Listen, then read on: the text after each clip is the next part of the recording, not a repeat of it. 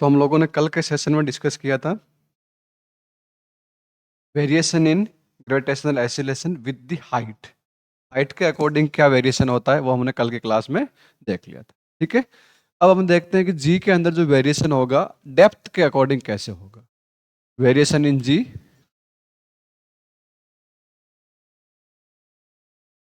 Variation in G with depth from earth surface.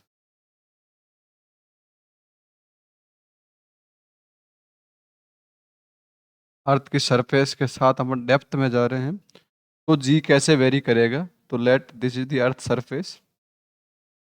ठीक है, इसके अंदर ये इसका सेंटर है and radius of this one is RE. Total mass of earth surface that is ME. मास कितना है? ME है। अब अपने पास यहाँ पे इनर कोई पॉइंट है that is at R distance from the center and at the depth D. किस डेप्थ पे है वो? D डेप्थ पे है। अब यहाँ पे जब एसिलेशन का फॉर्मूला हम लोग नॉर्मली जो लिखते हैं वो क्या लिखते हैं? G equal to G M upon R square. कोई भी मास ऑब्जेक्ट लिख सकते हैं हम लोग, G M upon R square लिख सकते हैं। यहाँ पे क्या प्रॉब्लम है, जब हम फॉर्मूला लिखेंगे जी का तो क्या हम लोग ऐसे लिख देंगे G M E upon R square? ऐसा लिख सकते हैं क्या? नहीं लिख पाएंगे। कारण क्या है? क्योंकि ये पूरा मास जो है ना, एम ई पूरा है ये तो, पर जो मास का ऑब्जेक्ट यहाँ पे है अंदर है। मास का ऑब्जेक्ट कहाँ है? अंदर है। तो अंदर वाले मास को ये जो ऑब्जेक्ट एम है इसको केवल अट्रैक्ट जो इसके पार्ट के अंदर अंदर का मास है वो ही करेगा, ये बाहर वाला इसको अट्रैक्ट नहीं करेगा। तो हमें इसको पार्ट को लेना पड़ेगा, लेट मास एम डैश है। क्या है? M dash. तो हियर जी डी डेप्थ के अंदर जी डी इक्वल टू क्या होगा? G D equal to G M dash upon R square. Now how we will find M dash? यहाँ पे एम डैश फाइंड करना सबसे इंपॉर्टेंट है। एम डैश कैसे फाइंड करेंगे? एम डैश कैसे फाइंड करेंगे? तो एम डैश क्या होगा अपने पास, कैसे निकालेंगे? पूरा मास हमें पता है, अर्थ की रेडियस हमें पता है। Can we find density of earth? Can we find और नॉट? कैन। हाँ, सो लेट डेंसिटी ऑफ अर्थ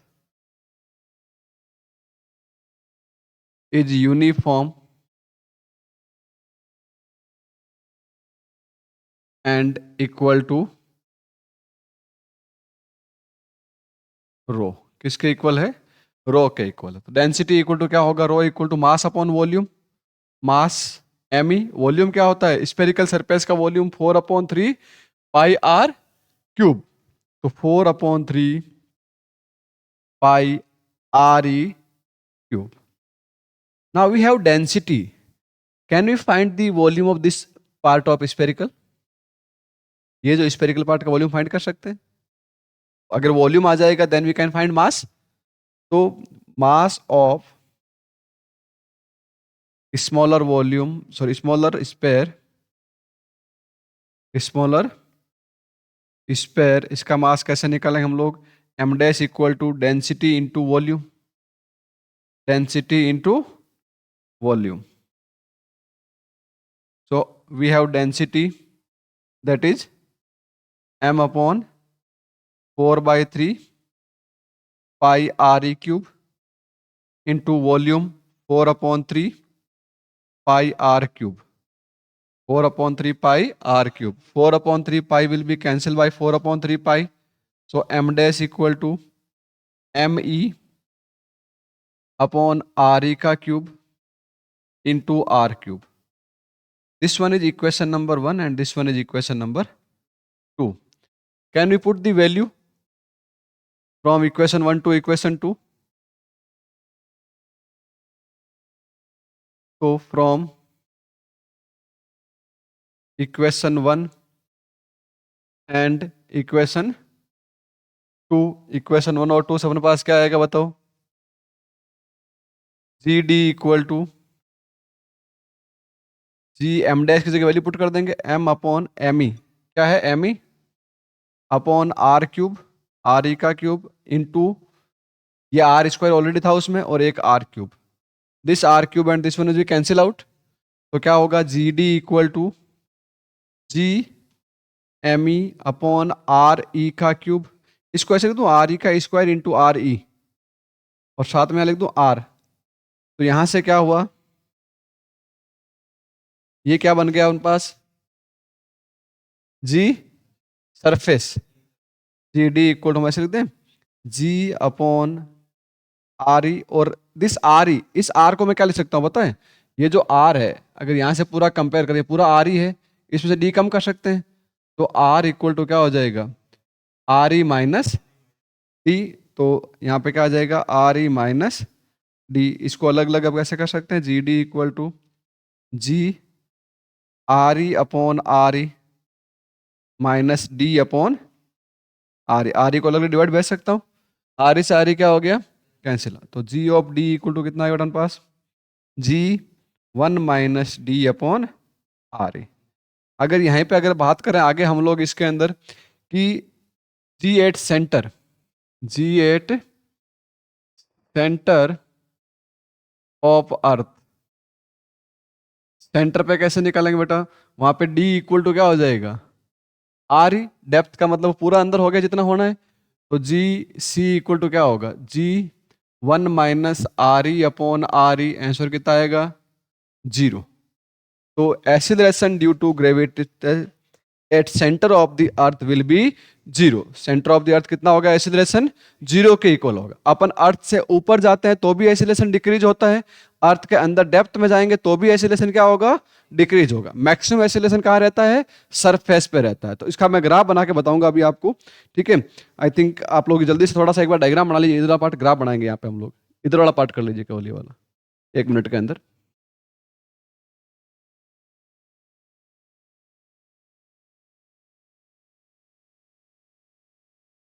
केवल इतना ही करना है ये वाला पार्ट, ये हो गया। अब देखो तो यहाँ पे देखिएगा, अब जो हमने पढ़ा G इक्वल टू, हमने एक सिंपल फॉर्मूला पढ़ा G इक्वल टू, इस फॉर्मूले को हम लोग कंसिडर करते हैं G M E upon R square, ये फॉर्मूला कंसिडर कर सकते हैं। अगर हम लोग R को क्या लेते हैं distance from centre of the अर्थ, ठीक है, ये कहां पे वैलिड होता है for outer point, for outer point ये वैलिड है, अर्थ के ऊपर जो पॉइंट है यहां पे ये वैलिड है, ठीक है। सरफेस के भी ऊपर क्या होगा G equal to G M E upon R की जगह हो जाता आर ई का square at surface, at surface, और G equal to G M E upon, या इसको ऐसे लिख दें आर ई का cube into R, into R, ये भी तो बना था अभी देखो थोड़ी देर पहले, इनर पॉइंट, इनर पॉइंट। तो यहां से क्या होता है, यहां पे अगर देखें तो G जो है that inversely proportional to R square, और यहां पे क्या हो रहा है G directly proportional to are.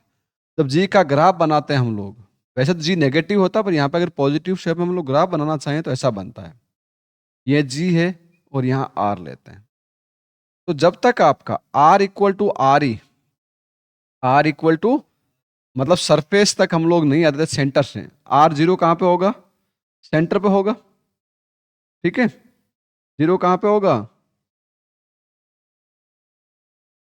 यहाँ पे आपका G जो है वो मैक्सिमम होगा कहाँ पे सरफेस पे, सेंटर पे G कितना है 0, सेंटर से लेके सरफेस तक डायरेक्टली प्रोपोर्शनल है, डायरेक्टली प्रोपोर्शनल ग्राफ बनता है स्ट्रेट लाइन, कैसे बनता है, तो ये आपका ऐसा ग्राफ बनेगा जी, जी लीनियरली इंक्रीज हो रहा है, जी लीनियरली इनकी, तो आपका जो ग्रेविटेशनल एक्सीलरेशन है from the centre of the earth to surface will linearly increase, then इसके बाद यहां तो आ गया G directly proportional to R, इस पॉइंट के बाद जी क्या होगा डिक्रीज होगा, यहां पे ऐसा रिलेशन, यहां पे जी क्या है inversely proportional to R square, inversely proportional to R square, तो ये इस टाइप का रिलेशन होता है एक्सीलरेशन का from centre of the earth to height.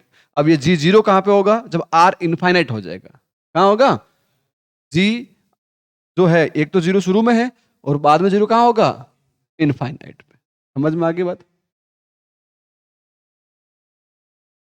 हम्म,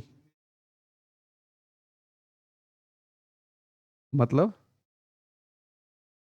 ये जी से कम आएगी, इससे कम आएगी, इससे तो कम ही आ रही है, देखो ग्राफ नीचे है ना इसका। मैक्सिमम वैल्यू कहाँ जा रही है ग्राफ की, सरफेस पे। कहाँ जा रही है, सरफेस पे जी क्या है, मैक्स है। जो अपन 9.8 लेते हैं ना, वो वाली वैल्यू सरफेस। अब अपन अर्थ के शेप का हमने अभी तक जो डिस्कस किया है उसमें हमने अर्थ को कैसे कंसिडर किया है, स्पेरिकल कंसिडर किया है, पर एक्चुअली अर्थ स्पेरिकल नहीं होती, वो इलिप्टिकल शेप में होते हैं। उसका अकॉर्डिंग वेरिएशन क्या होता है वो अभी हम लोग डिस्कस करेंगे, ठीक है। तो अभी यहां तक लिखिए एक बार आराम से इसको।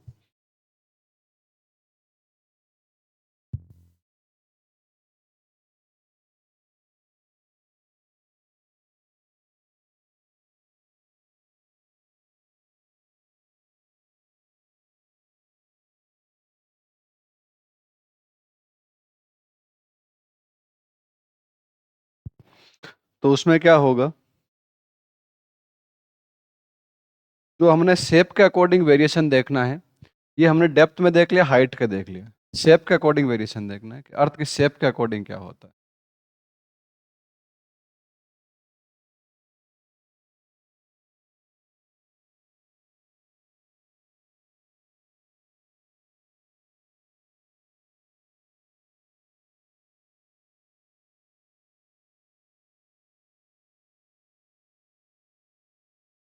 एक्चुअली अर्थ जो होती है वो इलिप्टिकल शेप में रहती है।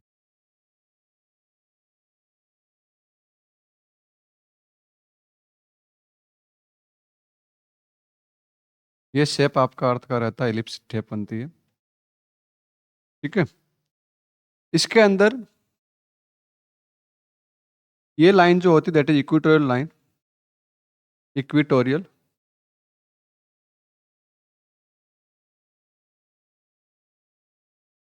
पॉइंट होता है यहाँ पे, ये पॉइंट आपका इक्वेटोरियल पॉइंट है दोनों। और ये जो है पोल है, कौन सा है, पोल, ठीक है। तो ये दो पॉइंट देखें और इस पॉइंट में कंपेयर करें। यहाँ पे अगर रेडियस लेते हैं तो R E, radius at equator, and radius at pole that is R P. दोनों में कंपेयर करें, आपको क्या दिखाई दे रहा है, R E is greater than R P. तुमने फॉर्मूला पढ़ा G equal to G M E upon R square हम लोग लेते हैं। तो at pole G equal to कितना होगा पोल पे, G M E upon R P का square. And at equator G E equal to कितना होगा बेटा हमारे पास, G M E upon R E का स्क्वायर। जब अब हम लोग देखें जी ई जो है, जी ई जो है वो क्या है, ज्यादा है, और जी पी क्या है, कम है। तो अगर जी ई ज्यादा है क्या, नहीं होगा, आर ई ज्यादा है, क्या है, आर ई ज्यादा है, R E is more than R P. तब आप लोग बताओ मुझे, जब आर ई ज्यादा है, क्या ज्यादा है यहाँ पे, तो जी ई क्या होगा, R E more than G will less, R P less than G P will be more. तो यहां से क्या होगा अपने पास, G E will be less than G P. तो अगर अर्थ की सरफेस के शेप की बात करें तो at the pole acceleration will be maximum and at the equator acceleration will be minimum. When we move from equator to pole, अगर हम लोग क्या करते हैं, if we move from equator to pole, equator से पोल की side में अगर मूव करते हैं, देन क्या होगा, जी विल, जी विल इंक्रीज। जी क्या होगा, जी विल इंक्रीज। इस चीज का ध्यान रखना, ये शेप के साथ चेंज होता है। तो when any person move from equator to pole, it weight, his or her weight will be, क्या होगा वेट, एक पर्सन जो है इक्वेटर से कहां जा रहा है, पोल पे जा रहा है, तो उसके वेट पे क्या फर्क पड़ेगा, है, वेट इंक्रीज होगा। क्यों होगा इंक्रीज, क्यों, इक्वेटर से पोल पे जाएगा तो एसिलेशन ड्यू टू ग्रेविटी बढ़ेगा, ठीक है Kuldeep, acceleration due to gravity बढ़ेगा। जब एसिलेशन ड्यू टू ग्रेविटी बढ़ेगा तो वेट भी बढ़ेगा, क्योंकि W इक्वल टू क्या होता है, m इंटू जी होता है कि नहीं? तो W equal to m into G, तो W इक्वल टू जब m इंटू जी होगा, जब g बढ़ेगा इक्वेटर से पोल में, तो उसका वेट भी बढ़ेगा। समझ में आई बात? अगर कुछ एक तेरे पास गोल्ड है, कॉइन है, उसका वेट इक्वेटर में मान ले तेरे पास कितना है, 5 डायन है। कितना है? 5 डायन है। तो पोल पे जाएगा तो कितना हो जाएगा वेट उसका, इंक्रीज होगा डिक्रीज होगा? वेट क्या होगा? इंक्रीज होगा। 5 से 5.5 हो सकता है, 6 हो सकता है, डिपेंड करता है वैल्यू पे, है? हाँ, तो समझ में आ गई चीज कि शेप के अकॉर्डिंग जब हम लोग इक्वेटर से पोल की तरफ मूव करते हैं तो एसिलेशन ड्यू टू ग्रेविटी क्या होगा बेटा? इंक्रीज होगा। अब दूसरा होता है रोटेशन के अकॉर्डिंग क्या होता है, एंगुलर स्पीड होती है ना अर्थ की, कि variation with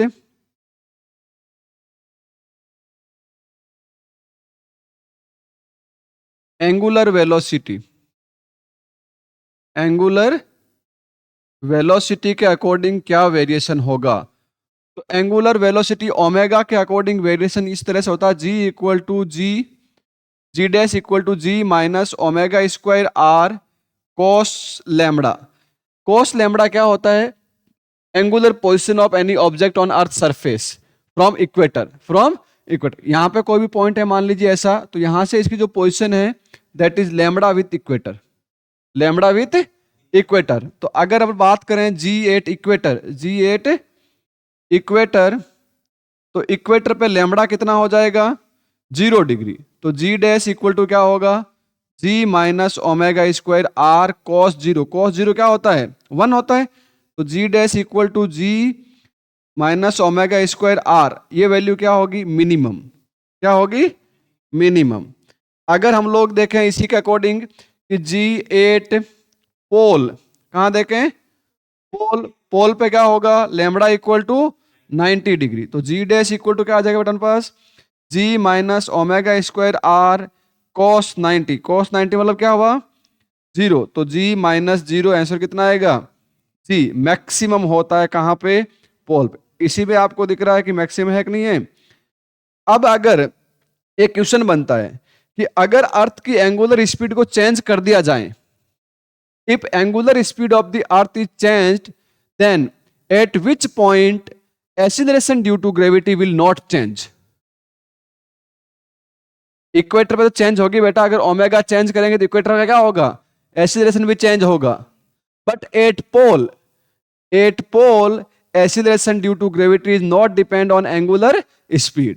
So at the pole, when we increase or decrease the angular speed, its acceleration will not change. But at the equator, if angular speed is increase, g will decrease. If angular speed is decrease, g will increase. समझ में आ गई बात? कोई दिक्कत नहीं है। तो ये 4 टाइप का वेरिएशन हमने पढ़ा। कौन कौन सा? With height, with depth, with shape और विथ एंगुलर स्पीड और वेलोसिटी। समझ में आ गई जी का वेरिएशन कैसे कैसे होता है? तो ग्रेविटेशन एक्सीलरेशन का पूरा कंसेप्ट आपके दिमाग में क्लियर होना चाहिए। अब समझ गए? चलिए यहां तक लिखो बेटा इसको।